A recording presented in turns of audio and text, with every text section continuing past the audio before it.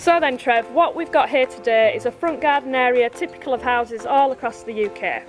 We've got a single car parking space and then a large lawn area which doesn't really get used very much at the moment. So what I'd like you to do please is just tell us a bit about what we're going to do today.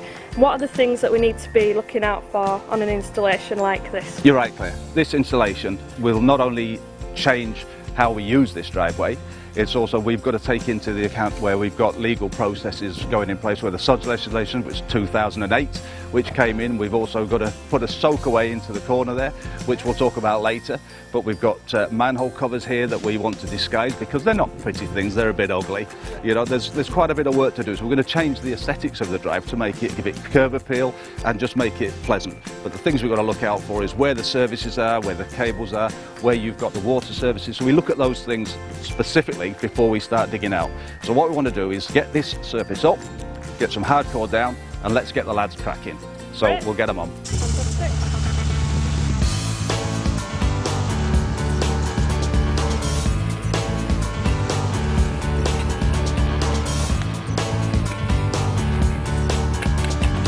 As you can see, Matt started to dig out, but before he did that, what we made sure of, we knew where the services were. So what we've looked at, we've seen where the drain runs are, we've seen where the service cables are, we've seen the gas, the water. All these things are important so you don't end up either going through with it with a spade if you're digging out by hand, or if you've got a machine that you're not going to have an extensive cost. So it's imperative that you know where these services are before you start, which we've done.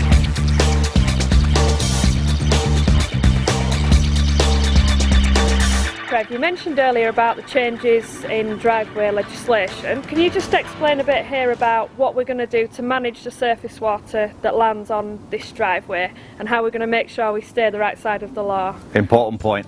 What we're going to do here, as you can see, the drive, everything is sloping towards the house. So we've got to capture the water coming down onto the house front. The way we're going to do that, we're going to have some linear drainage right the way across the front. Now what's going to happen with that water when it's captured into the linear drainage? We can't, with the new legislation, put it into existing drains. So what we're going to do is we're going to build a soakaway away from the face of the house, and we're going to use water storage harvesting cells, and that will keep us the right side of the law. These linear drains are laid onto a bed of mortar, which is 3 gravel, 2 sharp sand and 1 cement. Important, that gives it longevity, rigidity and strength. We need that. What we've also got, I can just show you inside here the way the linear drainage works. This is all going away to the soakaway. Soakaway is going to be installed at the end, which I'll show you in a bit, but this water is one continuous channel that will take all the water from the drive and keep us legal, and it will go straight into the soakaway. As you can see, Matt is now just finishing off the pad, which is going to take the steps. The reason for the pad is to give stability to the treads that's going up. We've also got to keep legal with the steps. Prior to this, it wasn't. We need to have a minimum heights and widths that go into these steps. So what we're going to do now is prepare this pad that we will then build the steps on. We'll go into it further when we see it getting built.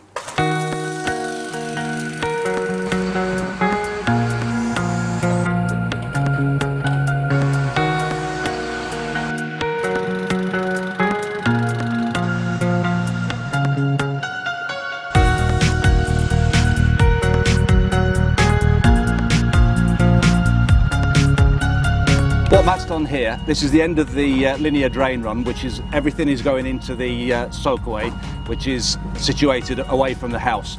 This is a silt trap, which will take any debris that comes down this trap. It'll go into there and you can clean it out easily. Following on from that, this string line you can see here, this string line is giving us our levels, because obviously this is the finished paving level. So we take all our lines from here. And as you can see, all the lines at the back, they're all set now, ready to go.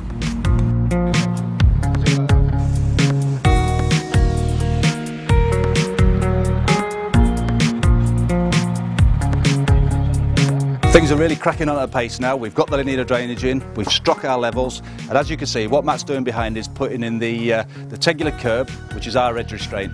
Really important you do this before laying your drive. What it does, if you think of the curbs and the edge restraints, they are like a frame to a picture, and they are framing your drive and holding it all together. Majorly important you do this bit properly, because this is what gives your drive integrity.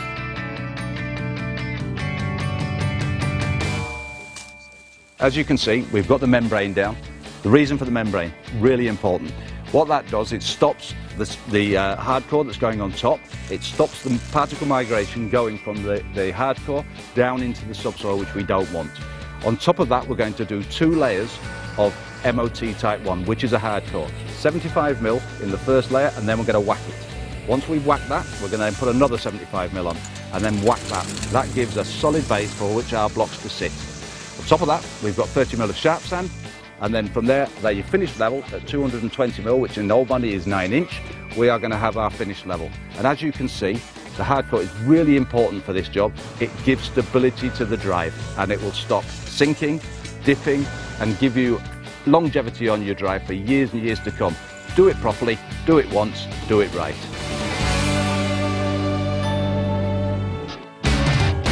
So then Trev, earlier on we were talking about how to keep driveways at the front of the house legal. We know that if you use permeable paving, that's one way of complying with the legislation. But the other way is if you want to use traditional block paving to install a soakaway system. That's right. Well, the soakaway system we've installed here to comply with what you've been talking about there, the new sludge legislation, is a water storage area. So what this is an aquacell. This aquacell is linked through to the linear drainage that's on the front of the house. And what happens there, we've got a P-trap at the end there which collects all the silt that stops your cell silting up. It's got a 4-inch pipework that goes into the cell. What we do then, we encapsulate it in a membrane which stops any ingress of soil or aggregates or roots going into the cell to actually stop it working. Once that's encapsulated and wrapped round, we then tape it up, cover the whole entire area with sand, which is permeable, which can get the water through, and then on top of that, once that's finished, because it's in the borders, we then put soil over the top of it. And what that does then, that becomes totally invisible, out of sight, and its legislation is correct. So this is what we need to do to stay legal then? The legislation states that if you keep the water in your curtilage, which is basically the word for boundary, if you keep it in the boundaries of your property, you don't have to apply for planning permission. People mustn't get hung up about the idea that they've got to go for planning permission. And it's completely legal? It's completely legal. And this is non-service, so you don't have to do anything with this. Once this is done, it's done. There's no management to it. It'll just all go to ground where the councils and the government want it to go, back into the ground, not into their systems. If you can remember the pad that we'd already put in to accept the new steps that we're going to put in, what we're going to do is make these legal, because what happened before is we just had one step, the trip was far too much coming out of the house, and you've got to incorporate, most people have got these PVC doors now or the like, and you've got to accept the 150 above that sill incorporate is the downward tread that you have to incorporate into your steps. So we're putting 2 steps in. We're using it by using the new Fairstone walling and the new Fairstone step kit, which is really nice. It's already pre-prepared. There's not a lot of work to do to it. You just have to put your risers in and make sure that the ongoing treads are the same. So you keep those the same. Whatever the top riser is, the second must be. That keeps it right. And also, look at the look. It looks absolutely beautiful.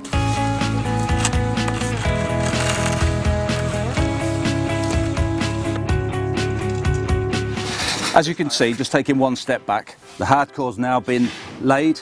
Now they're introducing the sand. Important thing about the sand, we want to get to around 30 to 50 millimetres in depth of the sand.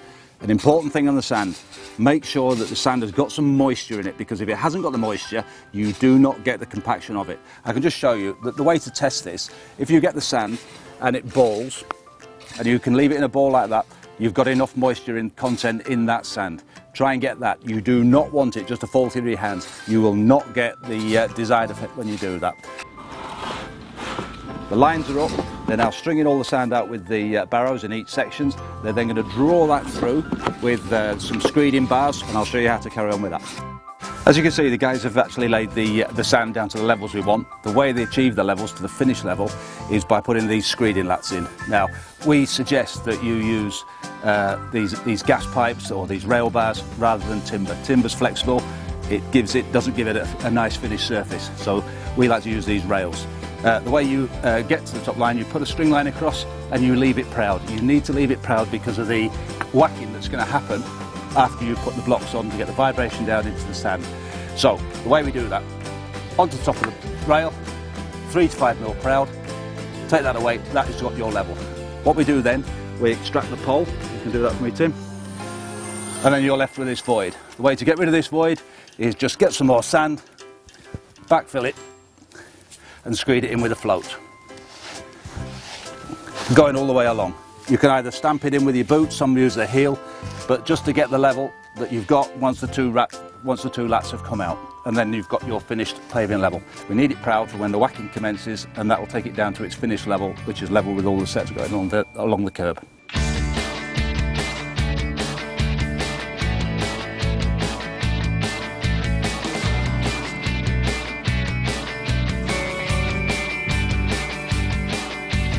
What I want to show you now is a few tips on actually laying the blocks. When you introduce the block to the face that you're running from, just make sure that you take the blocks to halfway up the block, make a connection, and then straight down. What we get a lot of is, we see this, you take the block to the face, dig it into the screed, and what you end up then, if I can get it out, is a face here, which you don't want, because then you get a gap and all your lines will run out. So I'll just straighten that up. Block, straight to the face, nice connection, click, flat straight down. Straight to the face, back, straight down. And then you're going to get a nice straight line. You can check your lines every sort of two and three courses, and then make sure everything's straight. That's the way to do it without any problem.